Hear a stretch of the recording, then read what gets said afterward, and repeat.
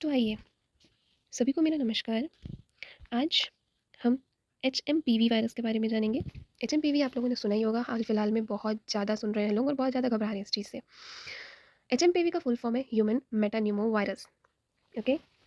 ये अभी हाल ही में हम लोगों ने देखा कि इंडिया में बहुत केसेस मिले हैं, जैसे बैंगलोर में, अभी हाल-फिलहाल में गुजरात वगैरह में भी मिल रहे हैं।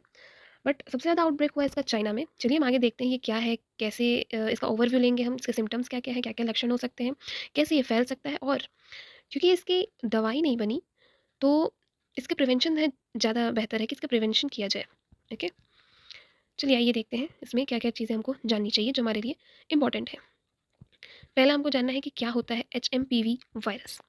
ये देखिए इसमें जैसा कि लिखा हुआ है, मैंने बताया आपको एचएमपीवी मतलब ह्यूमन मेटान्यूमो वायरस।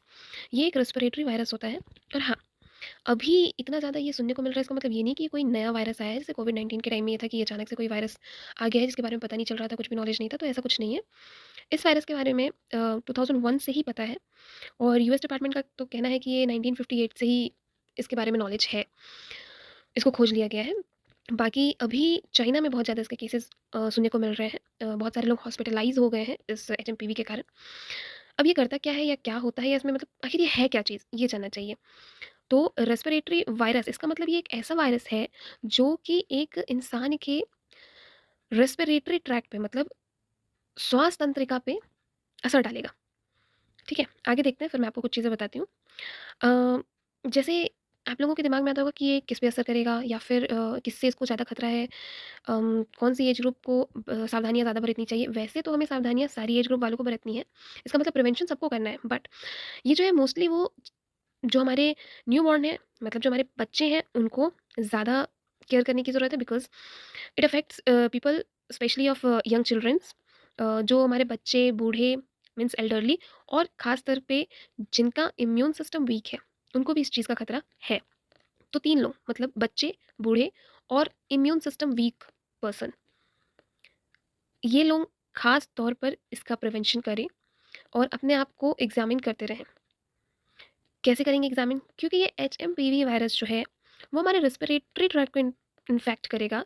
इसका मतलब ये है कि जो भी सिम्पटम्स होंगी, वो रेस्पिरेटरी ट्रैक्ट से ही रिलेटेड होंगी, जैसे कोविड-19 टाइम में होती थी या कोविड-19 टाइम में देखने को जो हमें सिम्पटम्स मिली।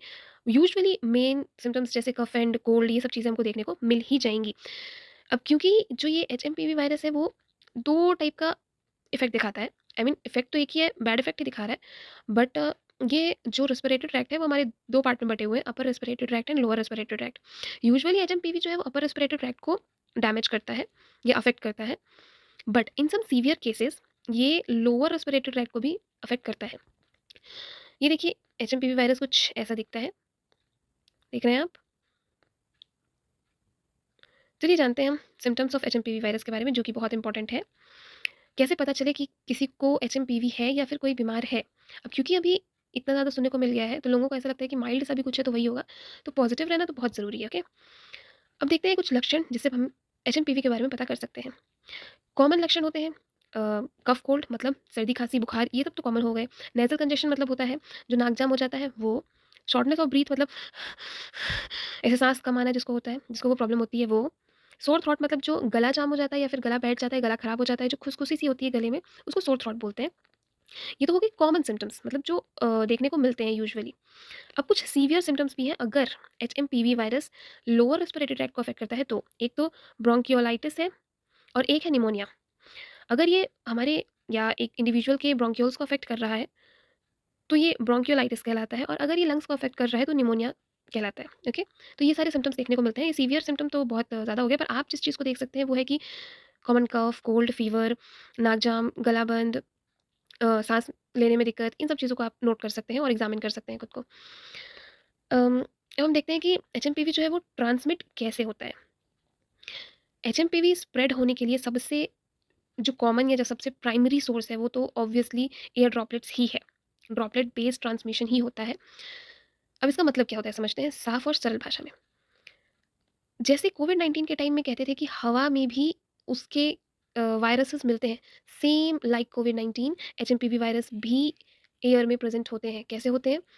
सपोज़ किसी को एचएमपीवी है, मतलब उसको अफ़ेक्ट कर दिया है एचएमपीवी और जो पर्सन है वो बीमार है। एचएमपीवी वायरस से पीड़ित है। अब उसने क्या किया, उसे लगा नॉर्मल सर्दी खांसी है और उसने नॉर्मल रूटीन ही अपनाया। और छींक भी रहा है तो भी वो अपने फेस को कवर या माउथ को कवर, नोज़ को कवर कुछ नहीं कर रहा है।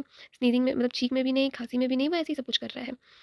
तो जो उसके एयर ड्रॉपलेट्स निकलेंगे, वो सराउंडिंग में या अपने आस-पास के वातावरण में प्रेज़ेंट रहेंगे और वो जब नॉर्मल या जो एक हेल्दी इंडिविजुअल है, वो जब साँस लेगा तो उसके ड्रॉपलेट्स जब उसके अंदर जाएँगे, किसके?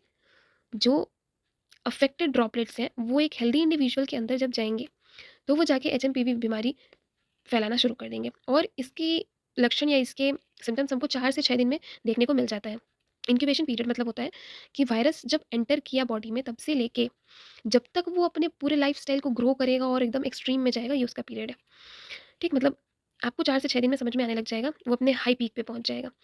तो पहला ट्रांसमिशन का तरीका तो हम समझ गए कि रेस्पिरेटरी ड्रॉपलेट से ही फैलता है। इसके लिए आपको मुख्यतः ध्यान रखना पड़ेगा कि खाँसते समय, छींकते समय अगर कोई भी थोड़ा भी बीमार है, तो प्लीज़ अपने नोज़, अपने माउथ को कवर करके ही ये सब चीज़ें करें। दूसरा होता है डायरेक्ट कॉन्टैक्ट। कोई बीमार है और कोई फैमिली मेंबर, कोई फ्रेंड, कोई भी उसे टच कर रहा है, डायरेक्ट कॉन्टैक्ट में आ रहा है या फिर जहाँ वो बैठ रहा है, उठ रहा है, उसको अगर टच कर रहा है, सेम लाइक कोविड-19 सिचुएशन, तो भी ये ट्रांसमिट हो सकता है, तो भी ये फैल सकता है। ठीक है? अब क्योंकि इसका कोई क्योर नहीं है परमानेंट या कोई वैक्सीन अभी तक मिली नहीं है, बनी नहीं है, तो इसके लिए सबसे बेस्ट लाइन है prevention is better than cure. मतलब प्रिवेंशन पे हमको ज़्यादा ध्यान रखना है कि हम इसको रोकथाम कैसे कर सकते हैं। उसमें सबसे पहली चीज़ जो आती है वो आती है बहुत अच्छी हाइजीन प्रैक्टिस। मतलब अपने आस-पास साफ-सफाई रखिए, अपने हाथों को अच्छे से हैंड वॉश से धोइए, करीबन 10 से 20 सेकंड तो धोइए और मेक श्योर कि आपके जो फिंगर्स के गैप है, उसमें भी अच्छे से वॉश होना चाहिए। पूरे हैंड को अच्छे से वॉश करें या सैनिटाइज़र का यूज़ बहुत ज़्यादा करें, वो भी अल्कोहल बेस्ड सैनिटाइज़र का यूज़ करें। कोई अगर इन्फेक्टेड इंडिविजुअल है, आप जान रहे हैं किसी की तबीयत खराब है, तो उसके क्लोज़ कॉन्टैक्ट में ना आएँ। इवन ये एक इंडिविजुअल की भी रिस्पॉन्सिबिलिटी है कि अगर कोई बीमार है, तो कोशिश करें कि पब्लिक प्लेस में ना जाए। ये अपने साथ-साथ बाकियों को भी बचा लेंगे ऐसे लोग। और अगर आप का छींक रहे हैं या फिर खाँस रहे हैं, तो अपने माउथ को और नोज़ को कवर करना ना भूलें। थोड़ी बहुत भी तबीयत खराब लग रही है तो घर में रहें, रेस्ट करें, अच्छे से खाएँ-पिएँ, अपनी इम्यूनिटी स्ट्रॉन्ग रखें। कंक्लूज़न यही निकलता है कि इससे हमको डरना नहीं है, ठीक है? इससे हमको बिल्कुल घबरा के इधर-उधर अब क्या होगा, कैसे होगा, इतना पैनिक नहीं होना है। हमें सिर्फ़ इसके बारे में जानना है, बेसिक नॉलेज रखनी है और अपने आप को एग्ज़ामिन करते रहना है और अपनी इम्यूनिटी स्ट्रॉन्ग रखना है, ठीक है? ये ऐसा कुछ नहीं है कि नया वायरस आया हुआ है तो क्या होगा, इसका कहाँ से होगा, कैसे होगा, ऐसा कुछ भी नहीं है। ये वायरस बहुत पहले से है, इसके बारे में सब जानते हैं।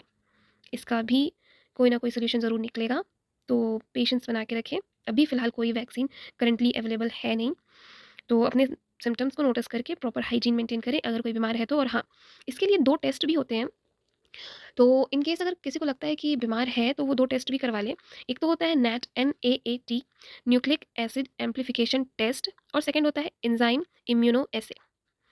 ये टेस्ट करवा के वो कन्फर्म हो सकते हैं कि उनको जो है वो कॉमन कफ एंड कोल्ड है या फिर एचएमपीवी वायरस से अफेक्ट हुए हैं वो, या इन्फेक्शन उसके कारण है। अब अगर बात कर लें कि इतना मतलब केसेस सुनने को मिल रहे हैं, तो हाँ, आप देख सकते हैं चाइना में बहुत आउटब्रेक हुआ है इसका, बहुत ज़्यादा केसेस मिले हैं, बहुत सारे लोग हॉस्पिटलाइज़ हो गए हैं।